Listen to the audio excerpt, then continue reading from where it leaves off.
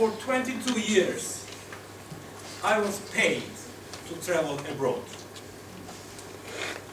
For the first 10 years of this, I was paid to travel abroad, plus I received daily allowances on top of my travel expenses. Well, you might be thinking, look at this lucky bastard. Please don't hurry, because in a moment, your feeling of envy might leave its place to the feeling of pity. As a result of this 22 years of traveling with other people's money, I have developed something called, that's a French expression. May I ask dear Jennifer to pronounce with your beautiful French accent? Sure. Yes. Déformation professionnelle. Okay. So, an English translation, I think, and a good English translation of this should be a distortion of the way one views the world as a result of his profession. So what happened to me at the end of this 22 years is I divided the world into groups. The first group, I can say, I can't get enough countries, which are all these. That means I travel to those countries and I still can't get enough. So long as my strength, my physical and financial strength allows me, I will continue to travel to those countries. The second category is this. Well, I have traveled to those countries so many times. I have to ask you, how much will you pay me? Otherwise, no way, man. I'm not going there. Yeah. Why? I think I've got enough of my share of Middle Eastern culture, Middle Eastern way of treating others. I've got my share of irrespect, lack of elegance, lack of artistic touch, lack of basic human hygiene, whatever. So I'm going to show you on the map with red and yellow dots where those countries are located to give you a better picture. Okay? So I'll tell you about this later. I mean, this is the east part of Turkey, so we have green here. Okay? So this is the western part of Turkey. So these are the countries that, the green ones, I am ready to pay, so long as I have the finance. The red ones, you have to pay if you want me to go there.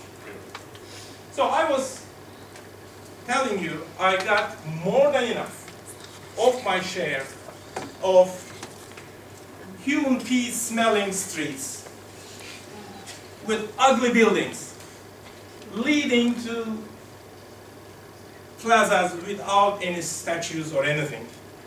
So that is enough. That is enough. I love visual arts. I would like to discover what is there in terms of paintings, masterpieces, sculptures. I want to see those places where I can find those masterpieces that humankind has created so far from the beginning of existence. But still, a human life is not enough to see, to discover all there is to see. So what I did was I had to narrow down the places that I have to see. I have one obstacle though. The Japanese tourists, I love them, but they are always one step ahead of me. I mean, not always, but usually. Whenever I go somewhere, be it a museum or a famous square or whatever, they are there, man. They are there before me. So whenever I see a Japanese tourist group, I say to myself, okay, I am at the right spot. Before those selfie sticks were invented, I was using those beautiful people to take my pictures because I knew that they wouldn't take my camera and run away because they had much better models of cameras. So, as I told you, I am trying to discover what there is all around the world in terms of visual arts, that is paintings, architecture, statues, whatever.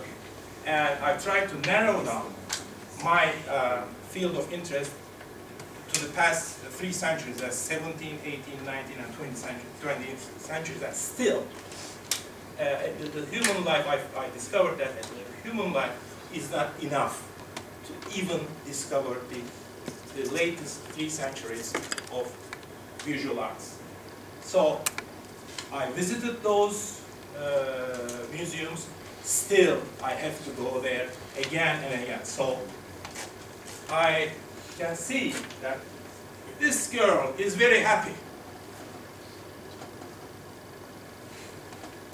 These people are very happy because they have been here. Also, this guy is very happy because he is busy, but I'm not going there because I have to spend my money somewhere else. So, the thing is, you have to be happy with whatever you like. If you ask me, do you regret because you have such a professional distortion? I would say no. As a matter of fact, I love my distortion.